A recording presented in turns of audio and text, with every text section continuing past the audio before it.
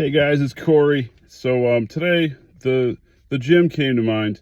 You'll see a lot of videos about confidence and improvement that say you got to get in the gym and you got to crush it and you got to be jacked and then you're going to feel confident. And that's not true. It does help a lot for some people. For some people it doesn't. So, the whole thing of going to the gym is the positives.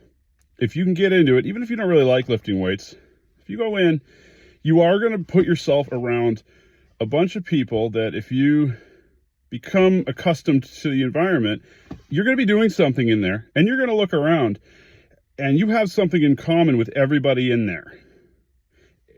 You're all working towards a better version of yourself. So there's a positive energy in the gym that is going to soak into you, whether you talk to anyone or really do a lot or not. So that's definitely a plus. There are some social things that make it uncomfortable because you might go in and feel like people are looking at you.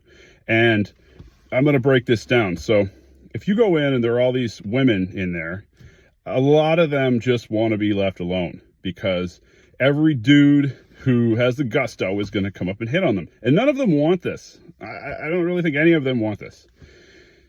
So they're not paying any attention to what you're doing. So it doesn't matter if you look like an idiot.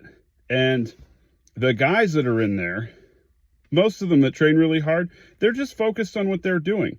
And if you look like you're kind of new, they're not going to pick on you. No one's going to come up and say, hey man, like blah, blah, blah. You're just, as long as you're not a jerk to these people, they're really nice people. They may look intimidating because they're strong, but all these people are there for the same thing. So strongly consider going to the gym and trying it. I'm going to do a video on ways to cope with feeling uncomfortable with that. And if you think it's too expensive, there are some commercial gyms that are like $10 a month. Or you can make a home gym with a couple of weights and spend less than $100. If you don't have a lot of money, you can still do this stuff. But that's another video. And if you don't really want to go to the gym, doing something physical is going to help you feel confident and empowered. It doesn't even have to be anything crazy.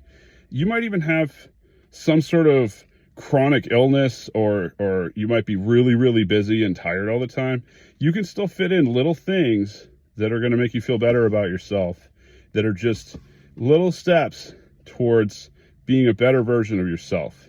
And if you do exercise in some way, you might really like martial arts. There are some great classes. I'm going to talk about that in another video. But there are things you can do that are not, you're not going to get smashed up. And there are a lot of really nice people like you that also just want to do something like that without getting all smashed up. So I'll talk about that in another video. But any sort of physical expenditure of energy is going to help your mind feel better.